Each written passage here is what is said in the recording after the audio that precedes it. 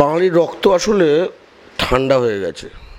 এই বিজেপির কেন্দ্রীয় সরকার কিন্তু পশ্চিমবঙ্গ এবং নেপালের বর্ডারটা খোলা রেখেছে, যেখান থেকে অবৈধ অনুপ্রবেশকারী ঢুকে ঢুকে আমাদের পশ্চিমবঙ্গের কালিম্পং, দার্জিলিং এসব জেলার ডেমোগ্রাফি পাল্টে দিচ্ছে। এবং তারপরে বলছে ভাগ করে নেব, মানে গৌরী ঘোষ মুর্শিদাবাদের একজন এমএলএ, সেও বাংলা ভাগ চায়। তারপরে ওই রাজু বিস্তা, সেটা আবার লাফিয়ে উঠেছে, সেও বাংলা ভাগ চায়। ঠিক আছে, নিশিকান্ত দুবে, এটা বিহারি, সে মালটা বাংলা ভাগ চায়। এটা বিহারি, সে বলছে বাংলা ভাগ চায়।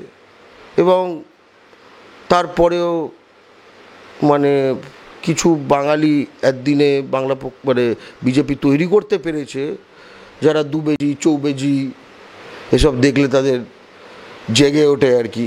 ঠিক আছে, নমস্কার, দেখছেন বাংলা হাট। আর এই মুহূর্তে আমাদের সঙ্গে রয়েছেন ডক্টর গল্প চ্যাটার্জি। দাদা, প্রথমেই তোমাকে স্বাগত জানাই।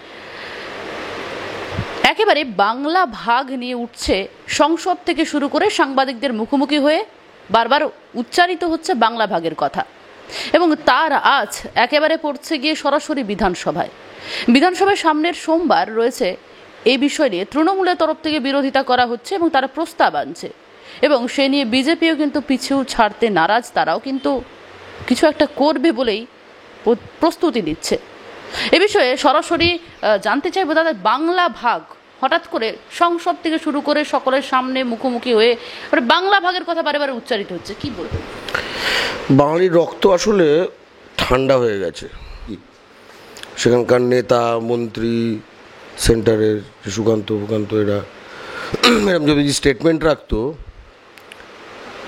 এদের রেল স্টেশনে বা বিমানবন্দরে নেমে বাড়ি যাওয়াটা চাপ হয়ে যেত। আজকে যদি তামিলনাড়ুতে কেউ গিয়ে তামিলনাড়ু ভাগ করে দেবো, এগুলো যদি হতো, তামিলরা সেই সব দলের কোনো পার্টি অফিস রাখতো না।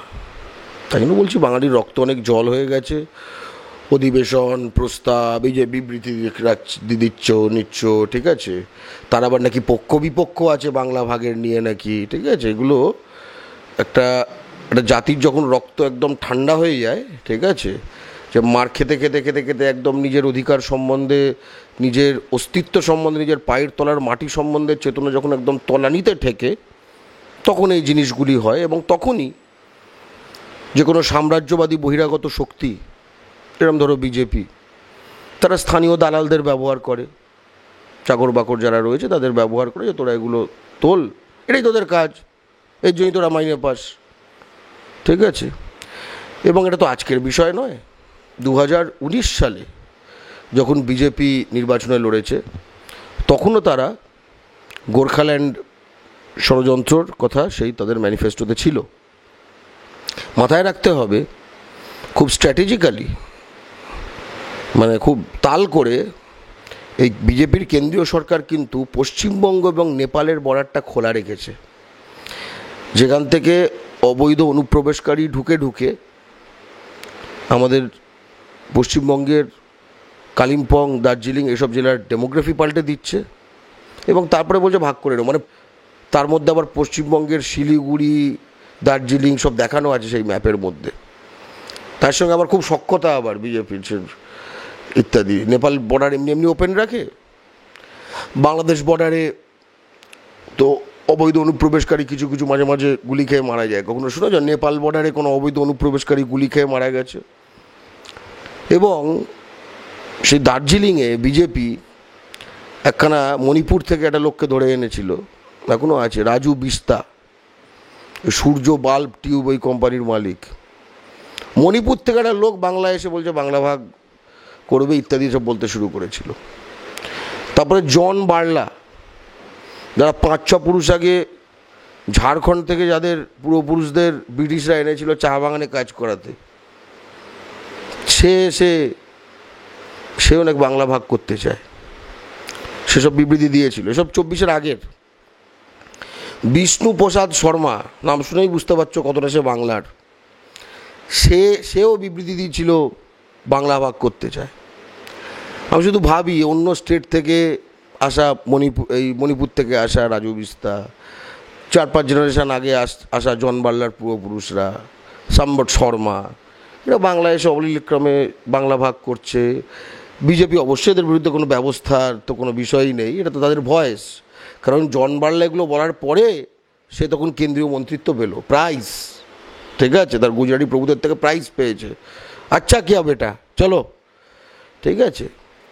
আচ্ছা যদি ভেবে দেখো তো, একটা বাঙালি যদি বিহার বিধানসভা, প্রথম কথা বিহার বিধানসভা কেন বাঙালি দেবে না, ঠিক আছে, তো বাংলার মতো কাঁচাখোলা অবস্থা না তাদের, যে অন্য জায়গা থেকে এসব এরকম হয়ে যাবে। যদি বলতো বাংলা ভাগের প্রস্তাব, বিধানসভা বাদ দাও, রাস্তায় যদি বলতো, সে বাঙালিটার কী করা হতো? মহারাষ্ট্রে যদি একটা বাঙালি গিয়ে বলতো মহারাষ্ট্র ভাগ করতে হবে, সেই বাঙালিটার ভাগ করতো মারাঠিরা? 24-এর পরে আমরা যেটা দেখলাম যে একই দিনে, প্রথম কথা হচ্ছে এই তালটা অনেক আগে থেকে করেছে, যে সাধারণত ধরো যে জঙ্গলমহলের যে ধরো মন্ত্রক আছে পশ্চিমবঙ্গে, ঠিক আছে, তার বা সুন্দরবন বিষয়ক মন্ত্রক আছে, বা ধরো তোমার উত্তরবঙ্গ বিষয়ক যে মন্ত্রক রয়েছে, এর মন্ত্রী সেই সব এলাকা থেকেই হয়, ঠিক আছে, যাতে সেই সেই এলাকাগুলো ভালো করে চেনে, বুঝতেই পারবে।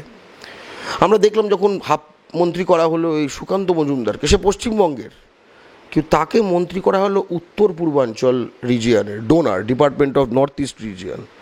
অর্থাৎ তখনই বোঝা গেল এটা বিজেপির তাল। প্রথমে এটাকে দিল, তার 1 মাস পরে বাজেটের পরে সে এর সঙ্গে দেখা করতে গেল মোদির সাথে। মোদি বলল যে তোকে যে কারণে বসিয়েছে বা সুইচটা অন কর, যা বাইরে গিয়ে যা যা বলার বলবি। সে এসে বলল হ্যাঁ এই তো নর্থ ইস্টের মধ্যে এই হয়ে আমাদের নাকি মিল আছে। তোমার মিল আছে, আমি যে সুকান্ত মজুমদারই তো হচ্ছে যে অংশটা নর্থ ইস্টের সঙ্গে মিল আছে, ওর মিজোদের, ওকে মিজোদের সাথে মিল আছে ওর, হ্যাঁ, ওর কার সাথে মিল আছে? অরুণাচলীদের সাথে ওর মিল আছে। সুকান্ত মজুমদারের চেহারাটা তো আমরা দেখেছি, হ্যাঁ, কার সাথে মিল আছে? ওর নাগাদের সাথে মিল আছে, হ্যাঁ। কী বোঝাচ্ছে, কাকে বোঝাচ্ছে? যে সুকান্ত মজুমদার নিজের বালুরঘাট লোকসভায় যে অলরেডি ইউপিএ আমলে বরাদ্দ করা বুনিয়াদপুর রেল ফ্যাক্টরি প্রকল্প, যেটা মমতা বন্দ্যোপাধ্যায় যখন রেলমন্ত্রী ছিল তখন বরাদ্দ করেছিল, সেটা বিজেপি এসে বন্ধ করে দিয়েছে। সেই রেল ফ্যাক্টরি প্রকল্পটাকে অন করতে পারে না, বরাদ্দ আনতে পারে না নিজের জায়গায়। সে বলছে এই হবে তাই হবে। পশ্চিমবঙ্গে দ্বিতীয় এইমসটা কবে হবে? বিহারে 2টো এইমস হয়ে গেছে। বিহারের থেকে যত পয়সা দিল্লিতে যায় তার ঠিক 6 গুণ পয়সা পশ্চিমবঙ্গ থেকে দিল্লিতে যায়, 6 গুণ, রাইট? বাজেটে তো বাংলা পুরোপুরি ভাবে দেখা গেল যে একদম বঞ্চিত, লুণ্ঠিত, ঠিক আছে, সেটা আমি পরে আসছি, বাজেটের প্রশ্ন তো আলাদা, ঠিক আছে। যদিও যুক্ত, লুটের মাল মনে করে তারা, তাই লুটছে, বেশ করছে তারা লুটের মাল। আজকে আমি তো প্রশ্ন করতে চাই, এই যদি দ্বিতীয় এইমসটা দিল না, ঠিক আছে, জলপাইগুড়ির দৌমোহনীতে 4,400 একর জমি আছে রেলের, অর্থাৎ কোনো জমিরও কোনো জট নেই। সেগুলোতে এখন ইউপি বিহারের মাফিয়ারা মাটি কাটে, মানে মাটি পাচার মাফিয়া। কিন্তু তার দুদিকে এনএইচ আছে, একটা জাংশন স্টেশন, স্টেট হাইওয়ে আছে, অর্থাৎ আইডিয়াল লোকেশন। বরাদ্দ করলো না কেন? মালদায় যে গঙ্গা ভাঙনের যে সমস্যা, বরাদ্দ করলো না কেন? আজকে বেঙ্গল টু বেঙ্গল যে রেল লাইনের বিষয়, ঠিক আছে, সেটা নিয়ে কোনো বরাদ্দ করলো না। রায়গঞ্জ থেকে যে শুরু করে তারপরে তোমার ধরো এনজেপি কেন্দ্রিক একটা যে লোকাল ট্রেন নেটওয়ার্ক হওয়া উচিত, এটা কেন বরাদ্দ করলো না? আজকে আগ্রায় তুমি মেট্রো বানিয়েছো, আগ্রার থেকে অনেক বড় শহর, অনেক বড় জিডিপি শহর, শিলিগুড়িতে কেন মেট্রো নাই? আসানসোলে কেন মেট্রো নেই? আজকে রাজবংশী ভাষাকে পশ্চিমবঙ্গ সরকার স্বীকৃতি দিয়েছে, কেন্দ্রীয় সরকার কেন রাজবংশী ভাষাকে স্বীকৃতি দিচ্ছে না? এগুলো তো স্পষ্ট কথা। সেটা এবার এই জিনিসগুলো তো একটু আসলে ফ্যাক্টের কথা হয়ে যাচ্ছে, অর্থাৎ বাঙালি সহ বাংলার ভূমিপুত্ররা যে চিন্তাশীল তাদের এই ব্যাপারটা রয়ে যাচ্ছে। তো এইসব দিয়ে হবে না। এমনকি দেখলাম যে গৌরী ঘোষ মুর্শিদাবাদের একজন এমএলএ, সেও বাংলা ভাগ চায়। তারপরে রাজু বিশ্বাসের আবার লাফিয়ে উঠেছে, সেও বাংলা ভাগ চায়, ঠিক আছে। নিশিকান্ত দুবে, এটা বিহারি, সে মালটা বাংলা ভাগ চায়। এটা বিহারি, সে বলছে বাংলা ভাগ চায়। এবং তারপরেও মানে কিছু বাঙালি একদিনে মানে বিজেপি তৈরি করতে পেরেছে, যারা দুবেজি চৌবেজি এসব দেখলে তাদের জেগে ওঠে আর কি, ঠিক আছে। ল্যান্ড বাউন্ডারি এগ্রিমেন্টে 7,000 একর পেয়েছে, 17,000 একর দিয়েছে, অর্থাৎ পশ্চিমবঙ্গের 10,000 একর এক্সট্রা বাংলাদেশকে দিয়ে দিয়েছে, যেটা পশ্চিমবঙ্গ ছিল। বাংলা পক্ষ বলছে যে পশ্চিমবঙ্গকে বাংলাদেশ বানিয়ে দিয়েছে 10,000 একর বিজেপি, সেই 10,000 একরকে আবার বাংলাদেশ থেকে পশ্চিমবঙ্গ বানাবে এই বাংলা পক্ষ। অর্থাৎ অখণ্ড ভারত গড়ার বাস্তবিক প্রক্রিয়া ওই হোয়াটসঅ্যাপের ম্যাপে নয়, বাস্তবে ওই গড়ার এই প্রকল্পে বাংলা পক্ষই অগ্রণী থাকবে। কিন্তু বাংলা ভাগ, একটা কথাই বলতে চাই,